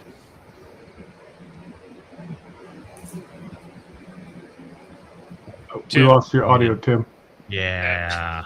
Sorry. There we go. You're currently a state senator for Wisconsin, right? Representative. We're in the people's house. My bad. It's okay. I failed reading comprehension today on multiple levels. So you're currently day. in the state House of Representatives, and you're running in the Democratic primary for the gubernatorial candidacy. Yes. Okay. So who are you running against, and who do you think, if any, is like your strongest challenger for that? Well, right now there are 5 Democrats running for the Democratic nomination. Joel Brennan, former Secretary of the Department of Administration, State Senator Kelda Royce, Lieutenant Governor Sarah Rodriguez, and former Lieutenant Governor Mandela Barnes. We've seen through polling for the last multiple public polls and some internal polls that Lieutenant Governors Rodriguez and Barnes and I have been consistently leading, or I've been leading with one of them, or in the within the margin of error. Okay. I see that you have to go like in the next couple of minutes, so I wanted to ask one last question. Sure. Yeah, we're in Stevens Point right now. I'm going to the Portage County Dem meeting in a minute here, so Okay. they let me use their upstairs office.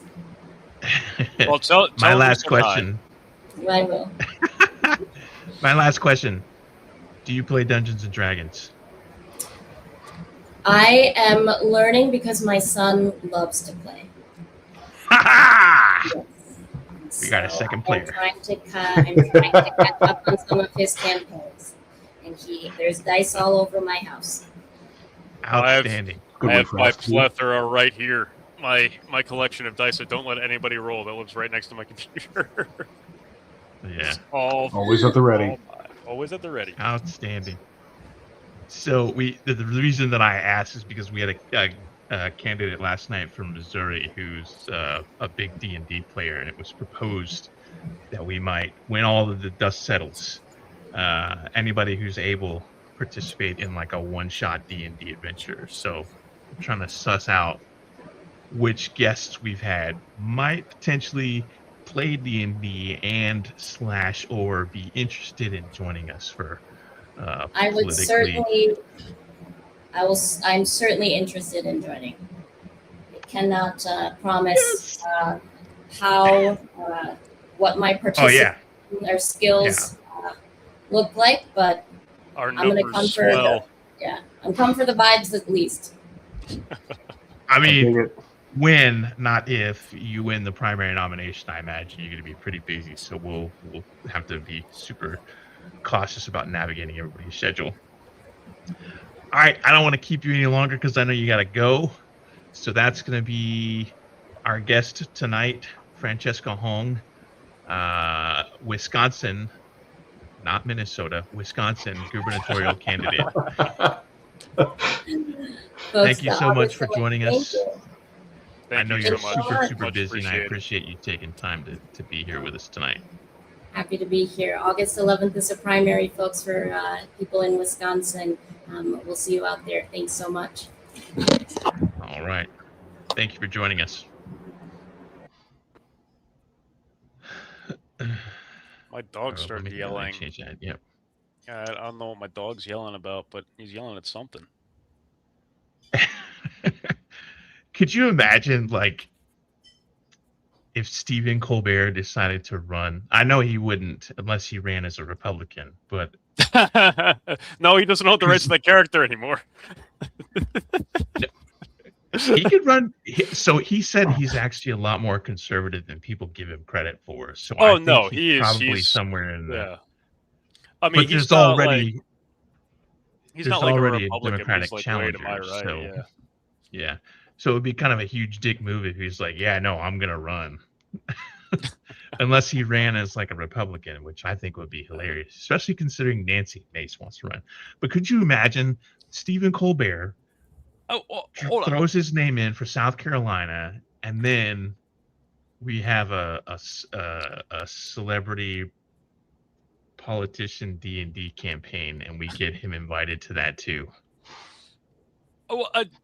That would be funny as fuck. That would be awesome. And I would probably derail the conversation talking about Lord of the Rings shit. Oh, you don't say. Yeah. Yeah, I would have to. I would have to just invite you. Oh fuck! I was gonna say this is my favorite set of dice. It's gonna get a one ring in it, you know. Self control would be. This will be a thing. It would be like I would keep the URL for the StreamYard login like highly classified, and people would be like, "What is it?" And I'm like, I don't know.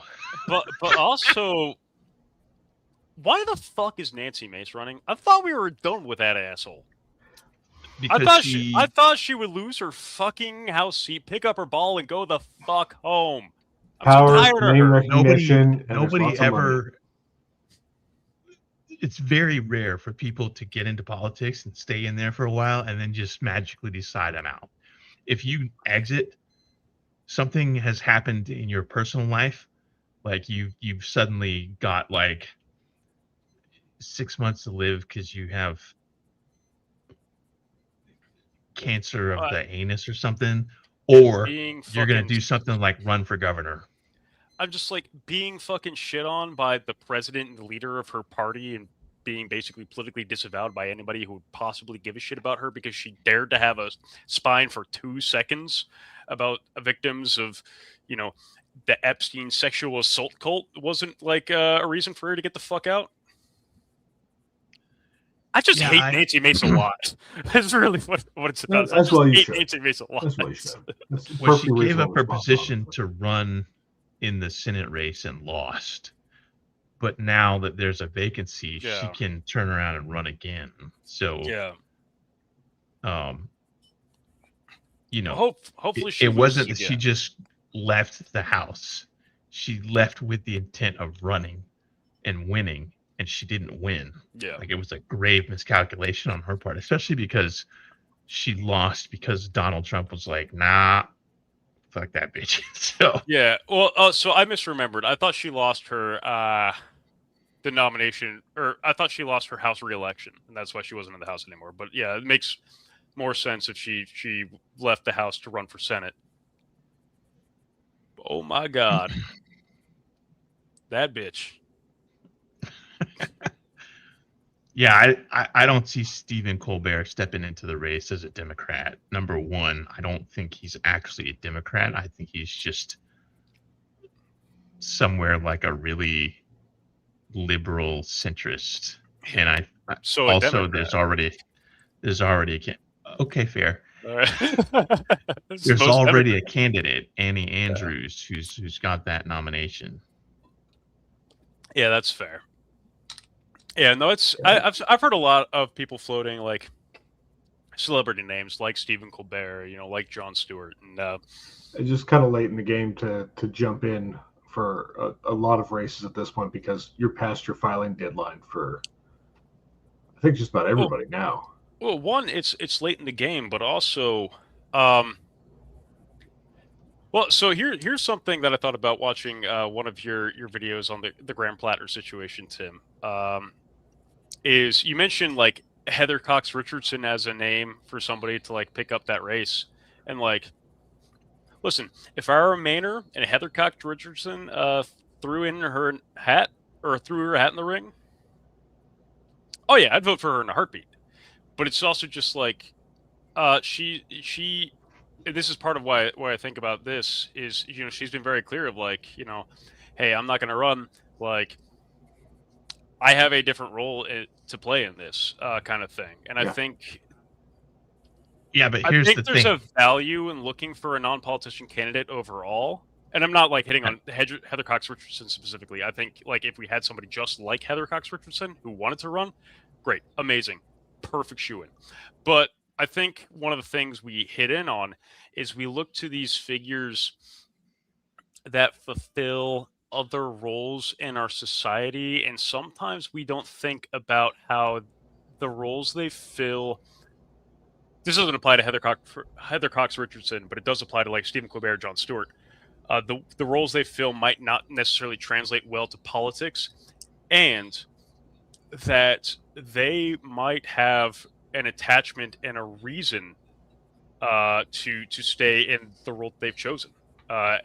You know, I think we look too much to these people who speak to us, to this celebrity and whatnot, and Sure. looking for somebody to pick up this slack. I guess is the crux of what I'm saying. It took me a long time But to say that, but you know.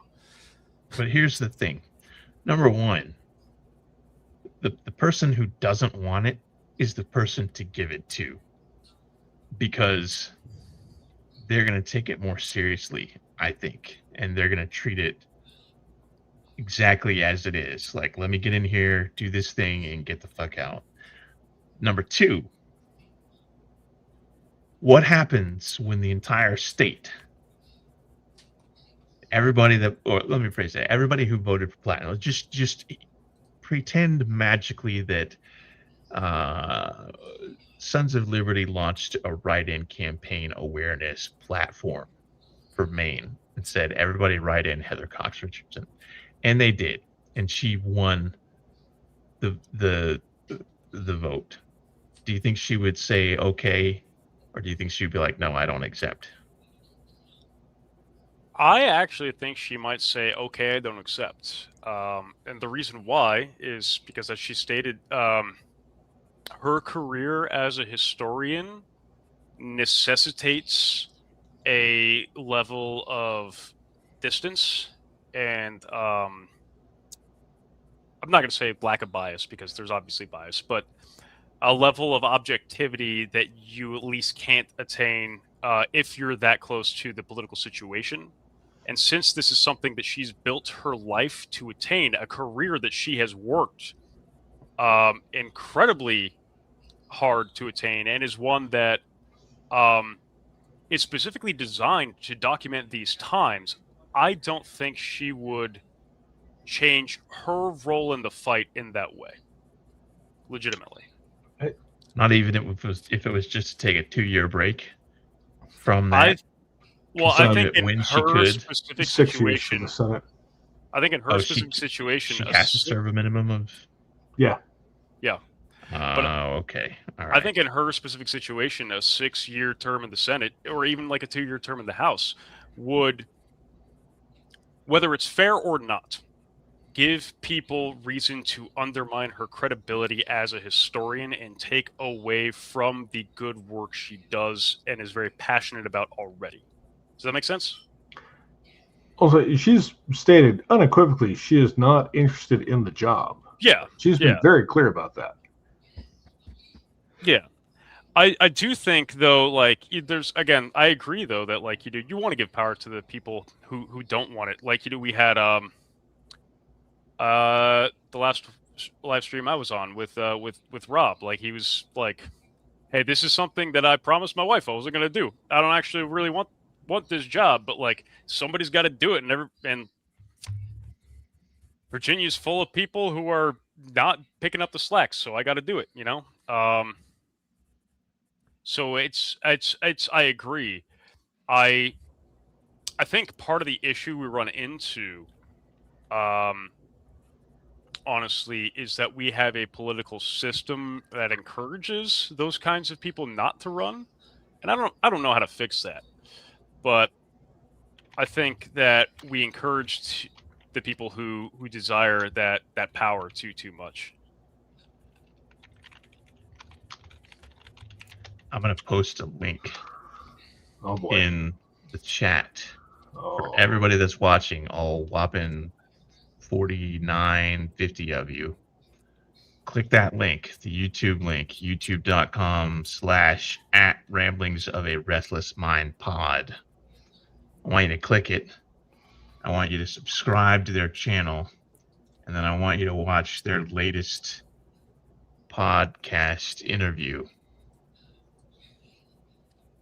with Big Sarge from Sons of Liberty.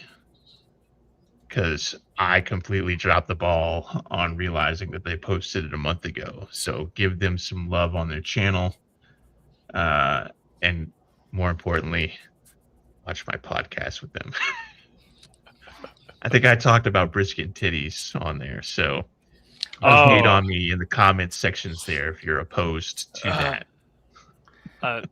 The That was two a dark people who time. hated that shirt and decided to make it their life mission to complain Yeah. about that shirt. Literally two And That people. was a dark time. Meanwhile, I think I sold about 15 or 20 of them. So I've heard worse results for various retail items that could have gone through that store. So yeah, it's funny. Like I'll say something like, yeah, I got some flack the last time I wore this on camera, and instantly I'll get like 20 or 30 people that are like, oh, I want to buy the shirt. So it's brilliant marketing. It's brilliant marketing. I need to love come up with controversy. something that's. I need to come up with something that's like. I need another controversial shirt is what I need, and Given the I'm just gonna comments keep pushing the envelope there. given the comments that we see, it seems like lately the Graham Plattner thing. If you could make a shirt out of that somehow, that has certainly been a controversy in our comments. A lot of people taking. I feel like Graham Plattner would sue the fuck out of us if we He did. probably would, and he'd Also, probably win because. I don't know how to do that in like a tasteful way, you know? Like, Oh shit, we gotta be tasteful now, like brisket. Oh we gotta- no! well, no, we okay, gotta be so tasteful you know tasteful the now. you know Alright. the meme. There's where a it's level the- of taste. You know the meme where there's the blonde bearded guy. It's a little cartoon, and he's looking at himself in one direction or whatever, and then looking back in the other. You know, it's a mirrored reversed image. Yeah. I bet we could do something like that, but then like on the other side is me. So basically, like just change the hair color from blonde to like ginger or whatever. Yeah, I have no idea what you're talking about. So I'm Oh, trying to come on. visualize this in my mind's eye. It's like a meme. There's a meme and it's a cartoon and it's a Oh, guy. it's like the facing Virgin versus side Chad profile. format, but like Yeah, and the Norwegian Chad. Okay, yeah. If you just said That's Norwegian what Chad, I Japanese. wouldn't know what you meant. Yeah. Just had to say that, of course. Yeah. I mean, why don't you I don't figure know it what out, it's boss? fucking called. I'm in I don't Gen live Z. on Of course I know what it. knowyourmeme.com. I'm in Gen Z. Of course I know what it's called. Gen Z knows Wojak memes. That's That's true. just science. Gen Z only does Bojack memes. It's actually pretty fucking cringe in a lot of ways, but you know. Anyway, Leave us comments either in the chat or like on the actual YouTube video for the stream for controversial shirt ideas. I will make it, and I will. Brisket and titties is already done. We can't do that again. Bring it back. Give me an example. Get your minds you working. can still buy it. It's still in the store. That's true. Anytime I reference it or wear the actually I don't wear shirts that have my name on them or like my picture or whatever because that's like being in the band and wearing the shirt of the band that you're in Can't do at that. your concert. that. You can't do that. That's why Corpse like Grinder did it. I'm not Corpse Grinder. You could be. Also, that guy's like 7 feet tall and 300 some odd pounds. That's, He's that's like true. my No height. one's saying nothing Out to of him. You know, nobody walks up to George Corpse Grinder Fisher and says, "Hey, buddy, you can't do that." Dude, because he's it's not even that tall. He's like my height. I thought he's like 7 feet tall. I thought he was like a No. huge dude. No, he's like 6'4". He's not that tall. oh, he's only 6'4". Oh, he's only 6'4". He's only 6'4". 6'4" is not even that tall, It's not that tall. says Jamie. Oh, I do like what Scrubbin' and Dub said here in the chat. Something with Charlie Kirk. You know, I think about that meme you posted the other day, Matt, of Charlie Kirk getting hit with a soccer ball. It goes goal. Yes. I think about that all the time. I think love about that one a one. lot. It was great. That was excellent. No, but it's kind of a World gesture. Cup-ish shirt, so it's kind of very limited time frame for it. No Azure Jester. I Come Blood was actually written before Corpse Grinder joined the band. That was in the Chris Barnes era of Cannibal Corpse. Get it right, Azure Yeah. Jester. Yeah. I Get Come on Blood your was, game. that was Chris Barnes era. Tomb of the Mutilated. Good album. but the Corpse Grinder is way, way better. Wow. Go like the Restless Mind Azure. podcast, YouTube. Go click the subscribe button. Give them some follows. It's only like 10 people paying attention out of the 50 that are watching. I was paying And then attention, but if I watch- click on it, it'll take me off YouTube, so I'm not going to click it yet. You can't like right click and open link a new window or something. No, I copied and only one pasted. YouTube. Only one YouTube. I copied and pasted right from StreamYard. So, skill issue? I think so. Yeah. I miss Doug. All right. I didn't even get to make it. I didn't even get to make a 28-3 reference. Sad.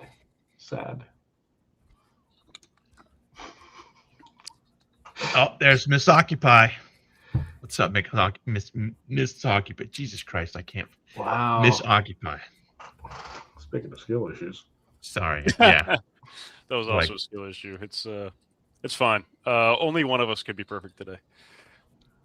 It was Doug, actually.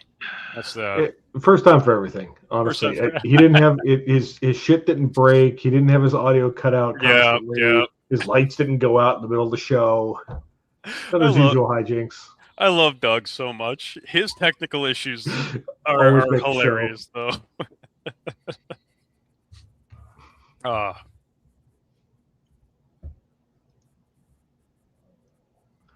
Okay. Good talk.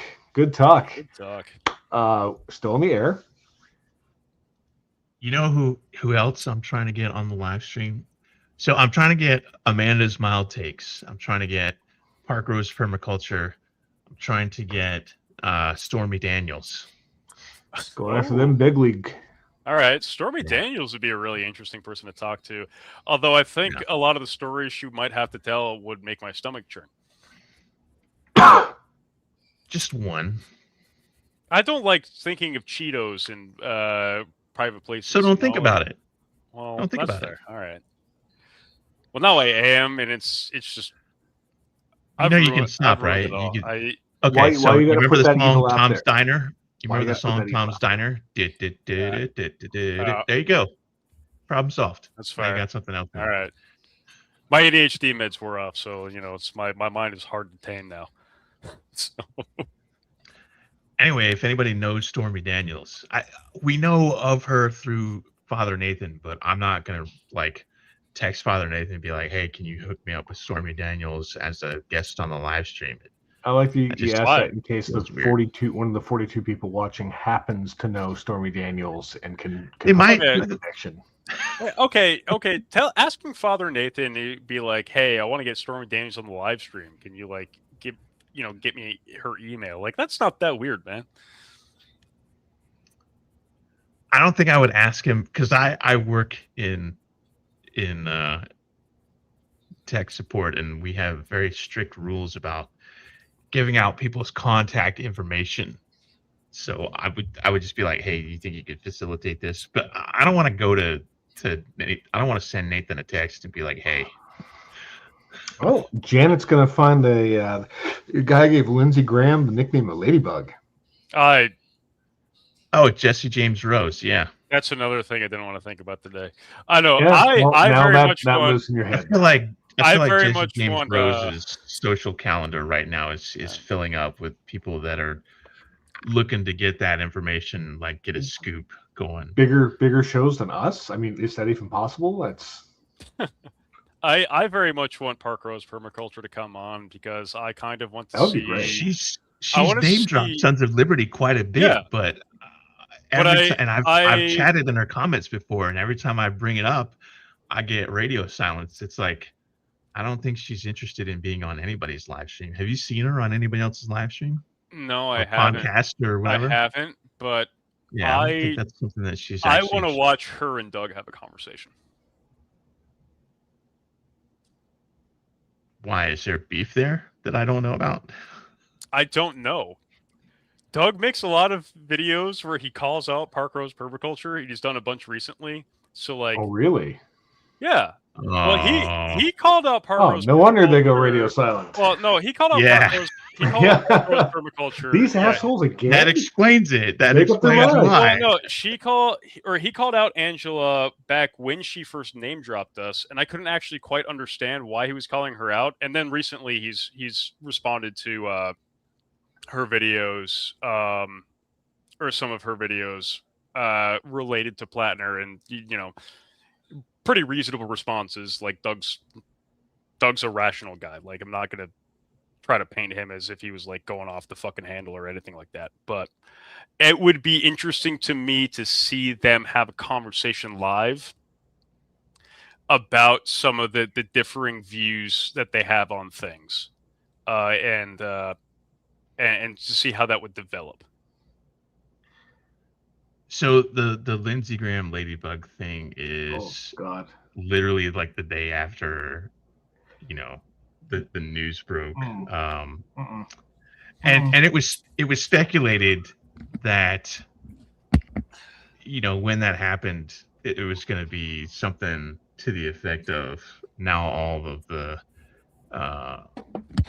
what do they call it, rent boys or something like that, were no longer bound by like NDA or whatever. So sure enough, literally Out from the woodwork that day, a writer / actor, and I use the term actor very, very loosely, like in quotes, because I looked at her IMDb and it's like 3 things, and they're all like really small time productions. So yes, technically, if their but IMDb also- is better than mine, not Yeah. credible. Anyway, so Jesse James Rose is transgender, and when Jesse James Rose was James, Before they And I- transitioned, is the before words they you're looking for. transitioned, Yeah. That is definitely the words he was eventually going to Yes. get to. I was going to get to that, but like if you look on their IMDb and their Instagram, it says formerly James or something like that. So I guess it's okay to use that. It's not. I don't think it's technically a dead name if they're still using it. Anyway, so when Jesse James Rose was still, evidently, and according to her, when she was still a twink boy, which is her phrasing, not mine. I swear to God, that is her phrasing. That is a scientific term. That is the language that she used, and I'm choosing to honor that. That is true. That is a scientific term. She, I guess, was I've met many in my time. paid a good amount of money I'll on bet. a number of occasions to give Lindsey Graham the business when he was wearing like red lingerie or something. So, and literally the next day it came out in the news, and it's like, hey, my NDA is no longer valid because he's dead. So I guess, I don't know how true it is. I don't really care. If there's any proof to it, I'm sure that would be forthcoming. I can skip that proof. Oh yeah, like a pay stub or a transaction receipt or something. I don't need I don't want any kind of. I'm just gonna settle for accepting that he's dead, and I'd piss on his grave, but I don't want to give him that respect. So Yeah, it doesn't matter to me. Like there are other things to focus Janet on. looked there, it up. so. Janet looked it up. why, Janet? Why do you do this to yourself? You were warned, Janet. You were warned. Janet, you're loved. You're a valuable person. You don't have to do this.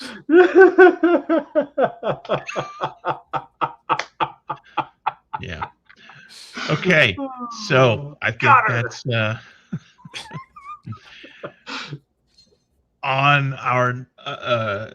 So if you haven't gone to Ramblings of a Restless Mind podcast on YouTube, and I've posted the link a number of times, here it is again. Go give them a follow. I did a podcast appearance. They've been asking me for a while to get on their podcast, and I finally was able to commit to it. and then a month later they posted it, but I must have missed the email. And then today I was like, whatever happened to that podcast? And I went and looked, and sure enough, there it is. It was posted over a month ago.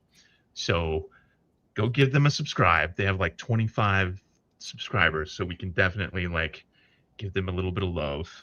Watch the podcast that I did with them, and I'm going to try to get them on the live stream as a guest because they're really, really entertaining, and I think that you guys would enjoy them. So please go give them some love. Tell them Big Sarge sent you in their YouTube video comment for the Big Sarge interview. I'm all about uplifting people. People that need it. People that don't need it.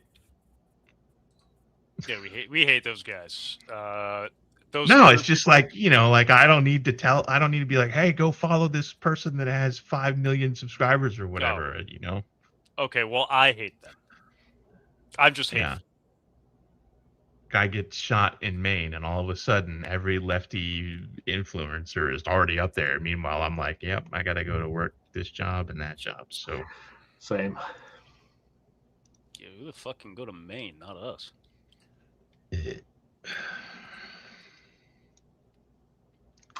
Okay. Want to take us through who we got coming up here, Big Sarge? Yeah, I can do that. Let's see. Okay. Tomorrow we have Phil Insler, Alabama lieutenant gubernatorial candidate. I don't even know if that's the correct terminology. Candidate for lieutenant governor in the state of Alabama.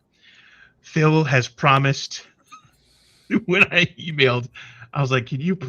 I was saying it to be silly, facetious. It was tongue in cheek. Oh boy. Can you get rid of Confederate Memorial Day in the state of Alabama?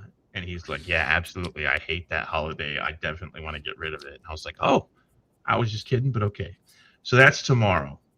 Thursday, we have Allie Phillips, Tennessee State House, District 75. And then Friday the 17th, we have Ruth Fortune from Connecticut's 1st District. And then after that, we've got 2 or 3 Virginia candidates, another one from Missouri, another one from Nebraska, and then we have Fitness Friday with Mrs. Big Sarge, who goes by Sailor Princess. She's not Mrs. Big Sarge. She has her own agency. And then the week after that, we have Christy Berg from Tennessee 1st District. So, and if I can score it, I'll get Ramblings team to be on the live stream. That would be sick. Pretty cool. I was about to say, like, did you skip over Thursday? And then I remembered that it's Tuesday. So that's... Yeah. I need more moonshine. Clearly. Okay. That's going to be our stream for tonight. Thank you, Matt and Jamie, for sitting in the chair with us. Definitely sat in a chair. Yeah, I've gotten a. This is a chair. Just I would love to get Sax Riley, but I don't know their contact information. So if you do, then please, by all means, hook us up. You can, if you're a candidate who's watching, or you know a candidate, or you know of a candidate, you can reach out to Sons of Liberty official at proton.me. I believe it's on the link tree. So you can help us book these candidates or these other personalities. They don't have to be candidates. And that's how they get on the live stream. So you want to reach out to Janet, who is my fantastic booking coordinator. And try to recover from ladybugs. Janet does the vast majority of the booking. Shout out Janet. Janet, you're a rock star. She is a rock star. Yes, that is a fact. This would not be the show that it is. I was gonna say this wouldn't be the successful show, but I mean we get like Hey, the fact that we're still alive and kicking, all right, that's a success. Don't tell yourself yeah. short. Yeah, it's been going for what, a year and a half, 2 years at this point. So, And she hasn't been able All to right. escape yet. yeah. All right, that's gonna be our show for tonight. Tune in tomorrow for Phil Insler from Alabama, and we will catch you same bad time, same bad channel. 2 claps and a Rick. Woo! And scene. Of course.